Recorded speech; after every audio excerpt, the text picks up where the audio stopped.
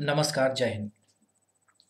दोस्तों, आजकल आपको पता है कि अमेरिका समेत कई देशों ने रूस पर प्रतिबंधों की बौछार कर दी है और इन्हीं का हवाला देते हुए रूस ने इंटरनेशनल स्पेस स्टेशन का जिक्र किया है।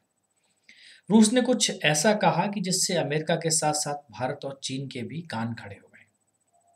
थोड़ा पीछे चलते हैं 1979 में।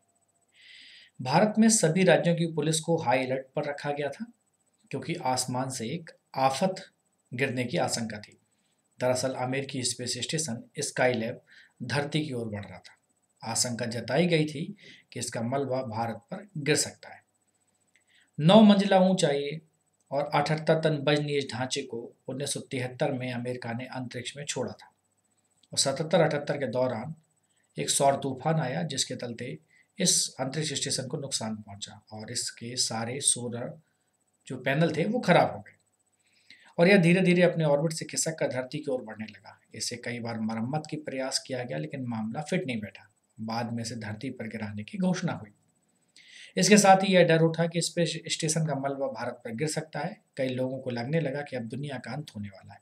हालांकि आखिर में सारी आशंकाएं बेकार साबित हुई और स्काई लैब का मलबा ऑस्ट्रेलिया और भारत के बीच हिंद महासागर पर गिरा।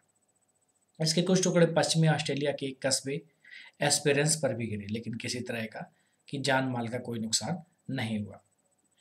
अब आप सोच रहे होंगे इस घटना का जिक्र क्यों किया, क्योंकि अंतरिक्ष से धरती पर फिर से किसी स्पेस स्टेशन के गिरने के आसार जताए गए हैं और इसके गिरने की जगह के विकल्प के तौर पर भारत और चीन का नाम लिया गया।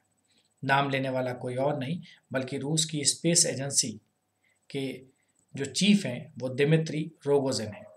दरअसल यूक्रेन युद्ध के चलते अमेरिका ने रूस पर कई प्रतिबंध लगाने की घोषणा की है, जिनमें से कुछ ऐसे प्रतिबंध भी है जिससे रूस का स्पेस प्रोग्राम प्रभावित हो सकता है और इसी के चलते दिमित्री ने इंटरनेशनल स्पेस स्टेशन का नाम लिया है। इन प्रतिबंधों के बीच इसे कैसे चलाया जाएगा, उन्होंने ये भी ट्वीट किया कि अगर आप हमारे साथ सहयोग नहीं करेंगे तो फिर इसको कैसे नियंत्रित करेंगे। यह यूएस या यूरोप पर गिर सकता है। एक विकल्प तो यह है कि इसे इस 500 टन वजनी ढांचे को भारत या फिर चीन के ऊपर गिरा सकते हैं। इंटरनेशनल स्पेस स्टेशन रूस के ऊपर नहीं उड़ेगा तो पूरा खतरा तुम पर। क्या तुम तैयार हो? हालांकि नासा का कहना है कि रूस पर प्रतिबंधों से आईएसएस के संचालन पर असर नहीं होगा, लेकिन जंग के बीच स्पेस की इन बातों ने आईएसएस को लेकर कई सवाल पैदा किए। चलिए उन सवालों के जवाब जानते हैं। पहले तो स्पेस स्टेशन है क्या? अंतरिक्ष में इंसानों के रहने की एक जगह है जहाँ जरूरत की वो सभी चीज़ें जो इंसानों को जिंदा रहने के लिए चाहिए। इसका एक और नाम है ऑर्बिटल स्पेस स्टेशन। इसे स्पेस में रिसर्च करने के लिए विकसित किया गया है। इसका आकार फुटबॉल के मैदान जितना बड़ा है और वजन करीब 500 टन। इसमें 19 देशों के 200 से अधिक अंतरिक्ष यात्री, रिसर्च और स्पेस मिशन के उद्देश्य से लोग इसमें हैं।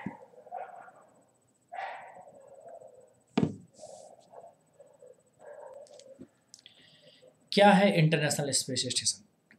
अंतरिक्ष में इंसानों को रहने की एक जगह है जहाँ जरूरत की वो सभी चीजें हैं जो जिंदा रहने के लिए चाहिए। इसका एक और नाम है ऑर्बिटल स्टेशन। इसे स्पेस में रिसर्च करने के लिए विकसित किया गया है और इसका आकार एक फुटबॉल के मैदान के जितना बड़ा है और वजन है इसका करीब 500 टन। इसमें 19 देशों के 200 से ज़्यादा अंतरिक्ष यात्री, रिसर्च और स्पेस मिशन के उद्देश्य से और भी कई सारे लोग हैं। इस प्रोग्राम में ऐसे देश भी शामिल रहे हैं जो स्पेस स्टेशन बनाते समय इसका हिस्सा नहीं थे। इसे अमेरिका, रूस, यूरोप, कनाडा और जापान ने मिलकर बनाया है। अंतरिक्ष यात्रियों ने यहाँ 3000 से अधिक प्रयोगों को अंजाम दिया है। स्पेस तक आप सोचते होंगे कि इतना भारी स्पेस स्टेशन को कैसे पहुंचाया गया।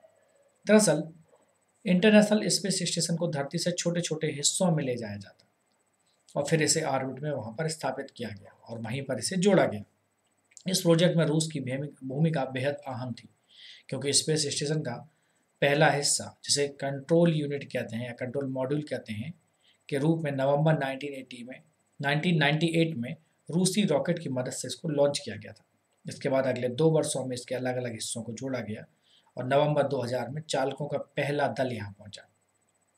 अब आप सोच रहे होंगे फिर ये स्पेस स्टेशन नीचे क्यों गिर रहा है। दरअसल अमेरिकी स्पेस एजेंसी नासा ने आधिकारिक तौर पर घोषणा की है कि 2031 में वह इस स्पेस स्टेशन को बंद कर देगी। 1998 के बाद से दर्जनों लॉन्चिंग के जरिए जितनी मुश्किल से इसे ऊपर पहुंचाया गया, उससे बड़ी मुश्किल से इसे वापस धरती पर लाना होगा। यह काम पेचीदा है और जोखिम भरा भी। इसे धरती पर आबादी वाले इलाके से सबसे दूर की जगह पर गिराया जाएगा।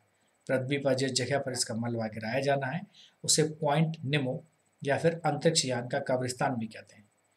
कई सैटेलाइट के मलबे यहाँ दफन हैं। अब सवाल है कि सैटेलाइट को धरती पर गिराते कैसे हैं।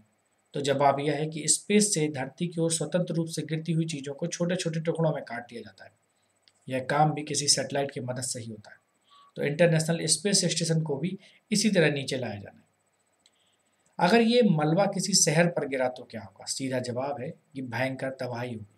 अमेरिकी प्रतिबंधों के चलते अगर सच में इंटरनेशनल स्पेस स्टेशन को सुरक्षित ढंग से धरती पर गिराने में समस्या आई तो चिंता केवल भारत या चीन की नहीं बल्कि पूरी दुनिया के लिए होगी। यह स्पेस स्टेशन कोई छोटी सैटेलाइट नहीं है, फुटबॉल मैदान जितना बड़ा है। इसको वापस लाने के लिए ज़रूरत होगी स्पेशल ऑपरेशन की। जानकारों को मानिए कि अगर कुछ अनहोनी हो जाए और यह अनियंत्रित होकर किसी शहर पर गिरे तो तबाही का अंदाज़ा लगाना मुश्किल होगा।